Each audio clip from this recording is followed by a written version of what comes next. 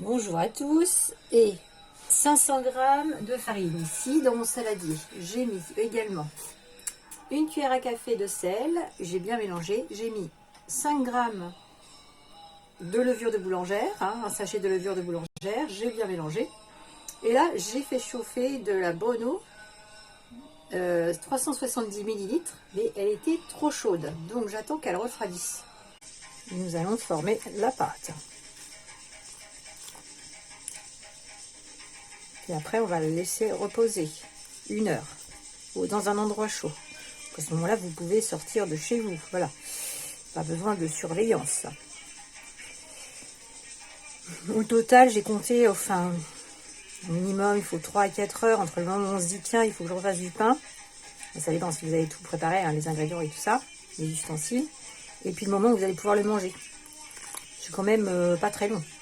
Et puis, il faut être là juste pendant les moments à la cuisson, à la fin. Enfin, je veux dire là, pendant les temps de pause, là, une fois 1 heure, puis une fois 30 à 40 minutes, vous pouvez sortir de chez vous, faire vos choses.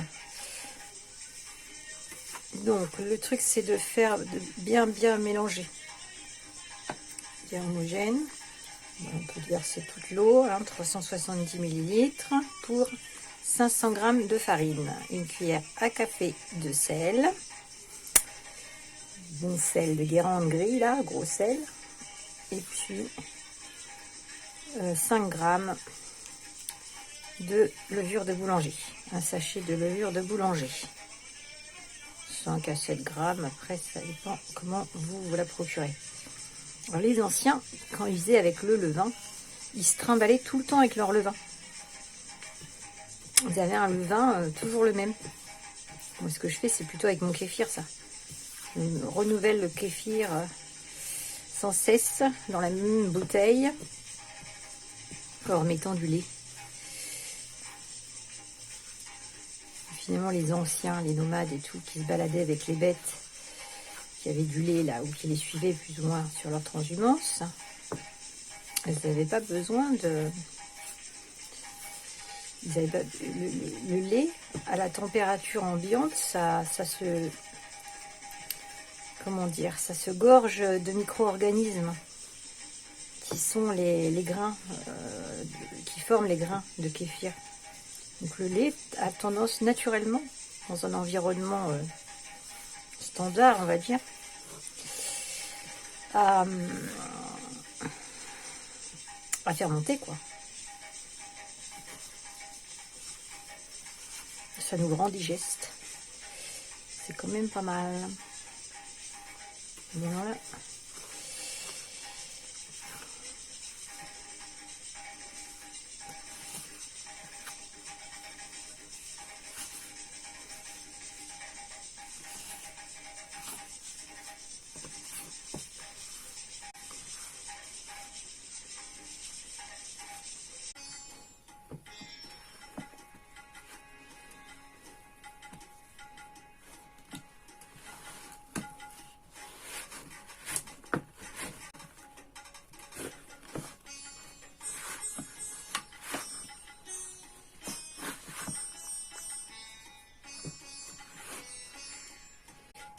Comment dire, si ça vient se décoller, vous répartissez, comment dire, en aplatissant un peu.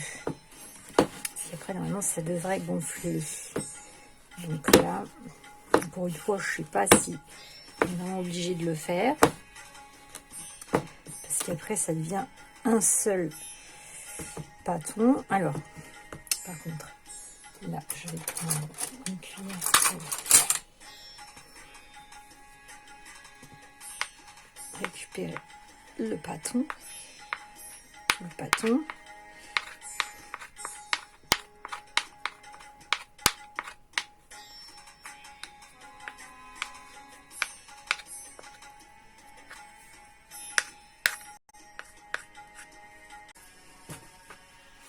On couvre alors à la place du cello frais, plus écologique, avant que vous en récupériez, hop, je vous propose ce couvercle en silicone. Voilà, bien étanche. Et là, je vais le mettre pour 1 heure dans un endroit chaud. Et ben nous revoilà. Voilà. J'ai failli faire une petite sieste entre temps. Alors, après 1 heure, voilà. Ben, ça a gonflé. Voilà. Donc, ça fait pas trop de filaments là. Mais c'est pas grave, ça peut être variable. L'essentiel c'est d'avoir la pâte qui a gonflé. Donc du coup, maintenant, ah oui, je peux éventuellement. Est-ce que je vais la travailler? Parce que là, c'est peut-être qu'elle va avoir du mal à rentrer dans mon moule. Je sais pas. Alors.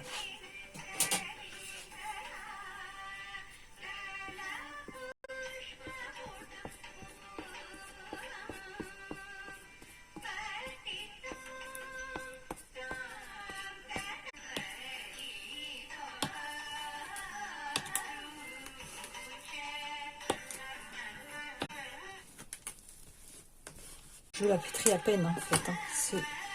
C'est juste pour être sûr que ça soit encore bien homogène.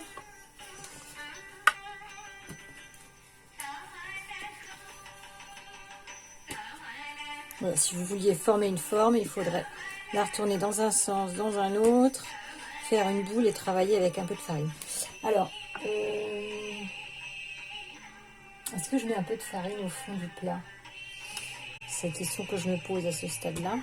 Préparer un torchon propre après qui va nous servir pour la deuxième levée. La deuxième levée, ça va être 30 à 40 minutes. Donc alors attendez. Un petit peu de farine, comme ceci, là, la farine blanche. Pour après, ça va faire une sorte d'écho, quoi. Au fond de votre moule. Hein. Sinon, si vous n'avez pas ça, vous prenez un moule de 22 cm. Rond par exemple, 22 cm de diamètre, et puis vous mettez voilà, du papier sulfurisé dedans. Voilà. Donc ensuite, on va répartir le pâton là-dedans.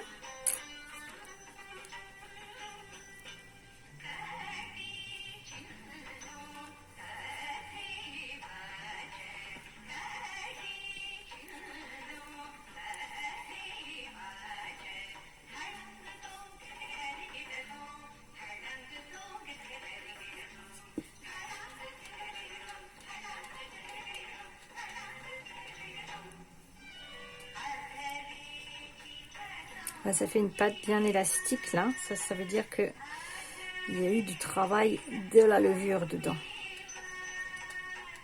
Cet aspect d'éponge un petit peu. C'est l'aspect vraiment du pain qui est juste, qui n'est pas cuit, que c'est tout.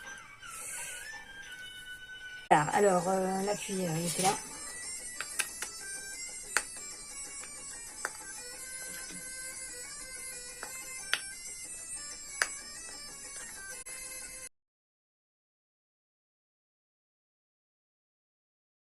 Pour mettre, répartir.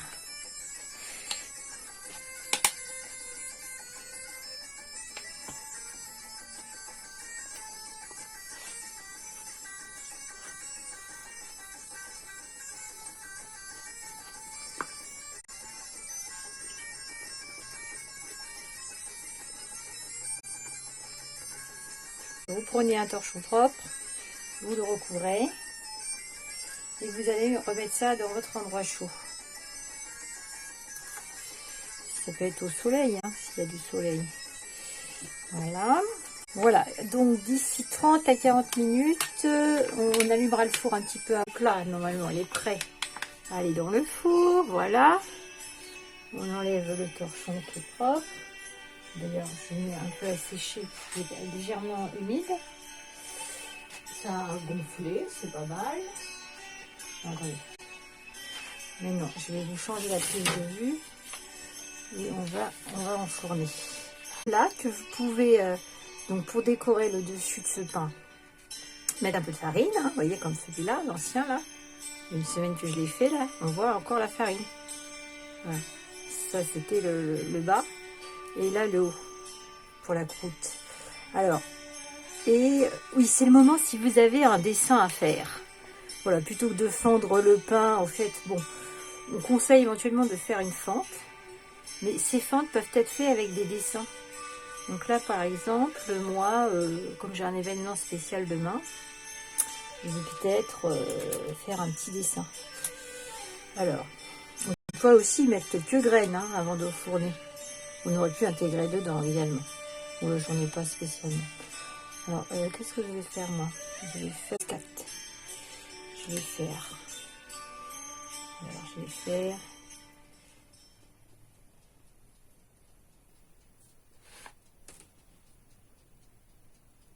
Je vais écrire quelque chose dans la pâte.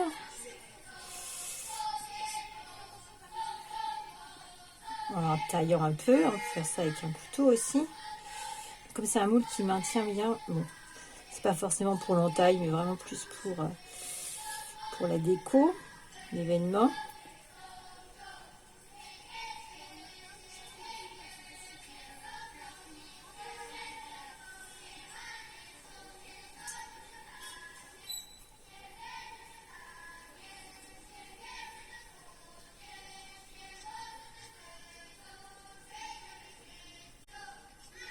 Alors après, un peu de farine dessus pour décorer. Voilà. Il a bien gonflé là, c'est pas mal. On se poudre comme ceci.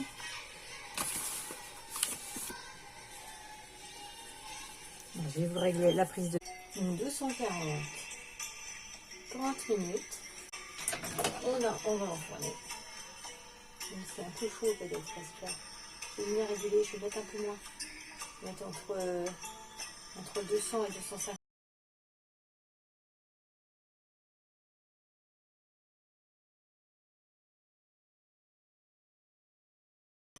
Voilà. Ils sont cramés.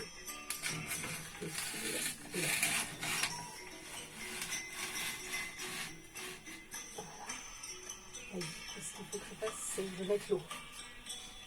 Alors, moi je me suis organisée avec des coupelles.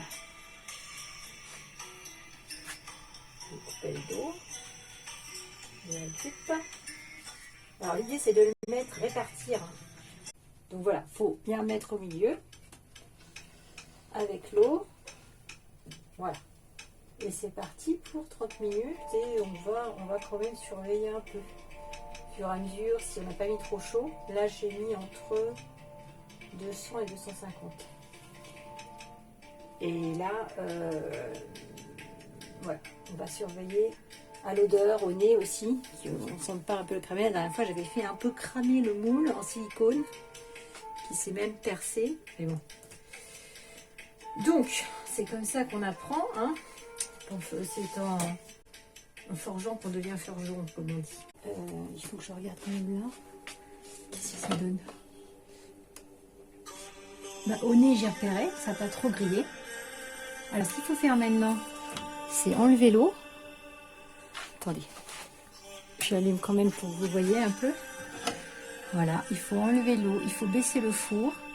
Donc, je vais baisser le four, je vais mettre à 200. Je vais mettre, au niveau du temps, je vais mettre 15 minutes. Voilà, je mets 20 parce que moi, ça s'arrête avant. 15 à 20 minutes, en fait. Et alors là, il y a une stratégie à faire. Attendez, je vais détacher ça parce que je vous montre, il y a mon coucher de soleil là. Le soleil.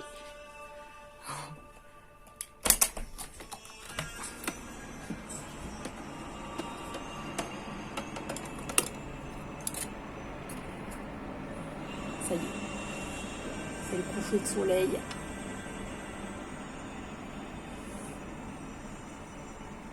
Allez, je reviens à mon four. Magnifique. Alors,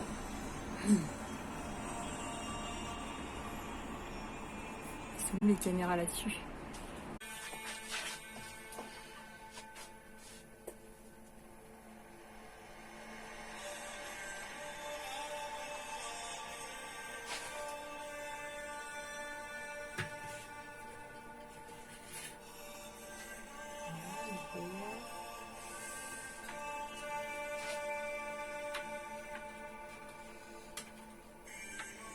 Normalement, l'aluminium, ça prend pas trop la chaleur. Par contre, il ne faut pas mettre le doigt dans l'eau brûlante. Voilà, je referme. Je vérifie un peu tout ça. Ça a l'air pas mal. Ça a l'air pas mal du tout, même si je...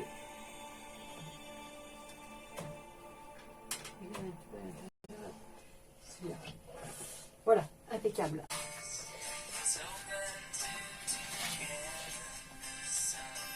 Ouais, magnifique.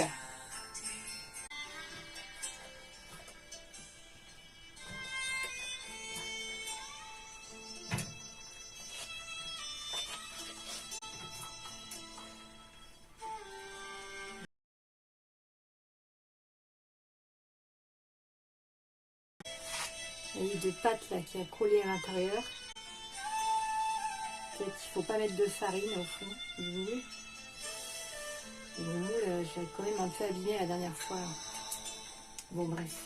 Là donc, c'est pas indispensable. Donc, je pense qu'il ne faut pas mettre de farine forcément au fond du moule. Enfin, surtout si vous avez comme moi un moule assez profond là comme ça. Et alors, vous voyez que de l'autre côté, voilà, on a nos petits dessins qui ont fonctionné là. Et on a vraiment un joli pain. Voilà, magnifique. C'est facile parce que c'est assez mou. Donc vers le bas, de la croûte.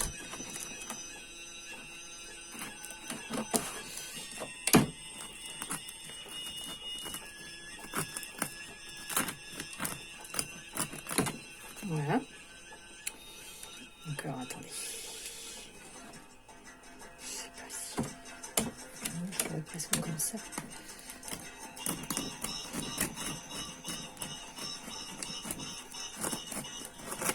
J'improvise, hein.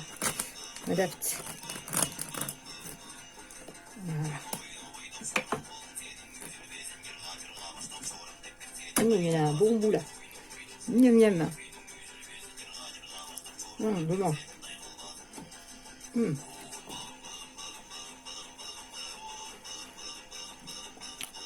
En fait, où est-ce que je l'ai coupé Ah oui, non, en fait, j'aurais pas dû. Je vais la remettre après, la tranche. C'est juste pour la démo, parce que sinon, je vais enlever toute ma décoration. Voilà, il est bien, il se tient bien. Le goût est pas mal. Et finalement, j'ai l'impression que ça fait un petit peu comme l'autre, le précédent où j'avais mélangé de l'intégrale et de la complète. Vous voyez, ça se voit pas trop que c'est mélangé avec de la blanche là. Bon, là, c'est encore un peu chaud. Donc, faut laisser bien refroidir. Bon, là, je l'ai remis, c'est pour que, hop, on voit la déco. Donc, je ne vais pas la manger tout de suite, c'était vraiment pour faire la petite démonstration. Voilà, mes amis. Et bien, bonne soirée à tout le monde. Bonne cuisine à vous. Et puis, pour un petit rappel, voilà, mon budget pain, maintenant, c'est 0,80 centimes d'euros par semaine. Avec un pain à l'épeautre, complet, bio, tip top. Voilà.